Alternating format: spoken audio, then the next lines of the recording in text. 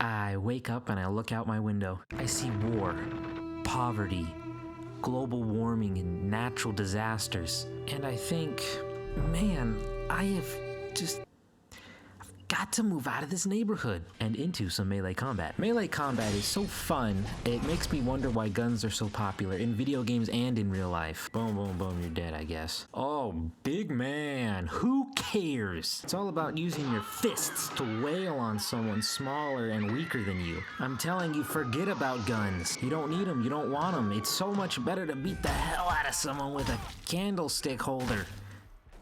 Am I right, fellas? I am going to be developing several SMOGL prototypes in the future, each one focusing on different aspects of the game. Today, I'm focusing on melee combat, but first, I need a character I can use across all the prototypes.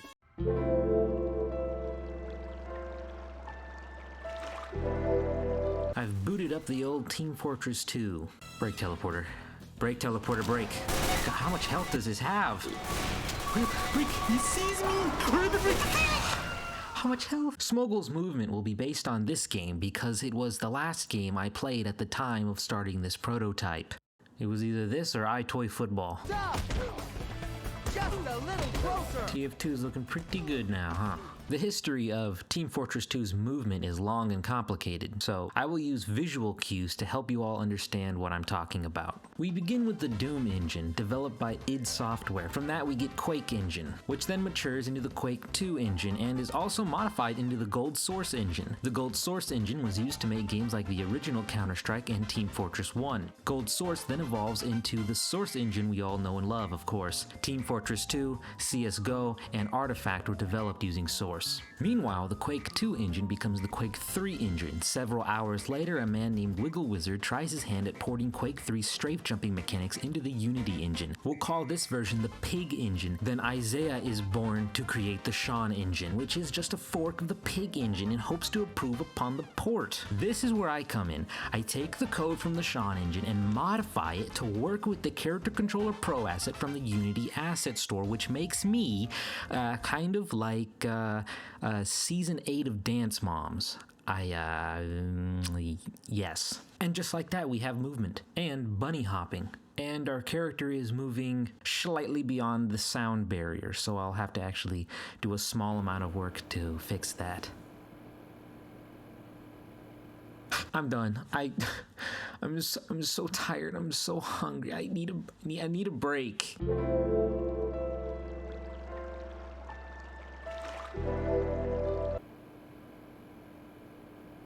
I'm done. I can't do it.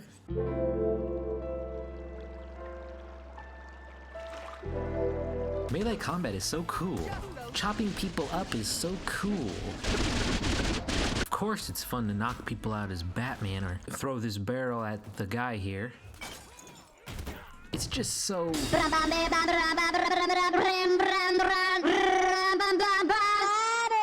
Excuse me. My anchor. I found my anchor. First thing I did was call upon Sheriff Dakin to make me an arm and a punch animation. He delivered. Already feeling good. Next, I wanted the player to have a body. And I guess when I recorded this, I was listening to music or something.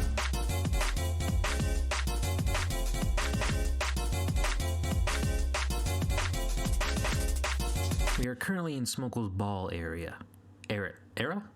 As you can surmise, the ball is where the punch is being registered. This gave me an idea. I want to be able to punch people in the balls and have them feel it in the balls. That is so important to me. I want to be able to crack their skull and knock them unconscious before they even die.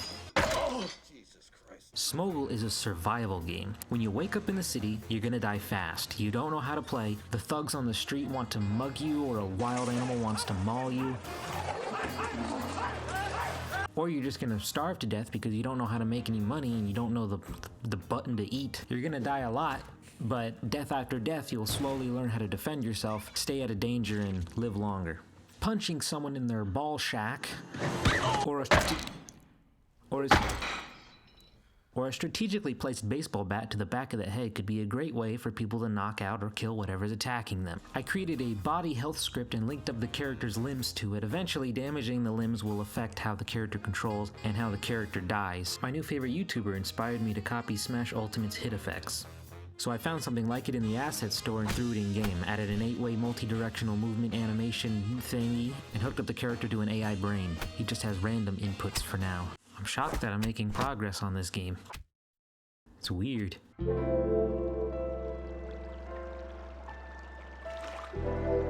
Ragdolls are not necessary, but they are. So, ragdoll physics can and will make any game more funner. There's something called euphoria. It gives ragdolls some kind of self-preservation. They'll try not to fall over and die, and they'll avoid stuff. Rockstar uses this a lot, but more importantly, my favorite football game uses this. I'm under the impression that the game sucks. But the ragdoll physics, you understand? I mean, Madden, you suck. I can watch these ragdoll compilation videos for hours, and they do. And I did. Sorry for getting this video out so late. Now, we can't have them fancy ragdolls. I'm not very good at what I do. See? Setting up ragdoll physics from scratch is difficult. And I'm using a plugin from the asset store to help me make it easier, dang it. This sucked getting this to work.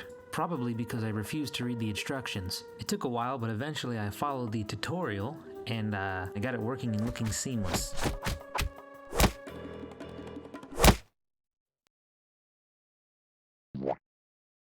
And it feels good. It's just so satisfying to knock these dummies out. Oh hey Hitler, why don't you take that? And how about one of these, Satan? Oh, Activision Blizzard, hi. I hope your family dies of carbon monoxide poisoning and you slip and fall in the shower and you break your spine and you're paralyzed from the neck down for the rest of your miserable life. I like how they have a little life left in them before they fully die. Wait. Their last breath mechanic.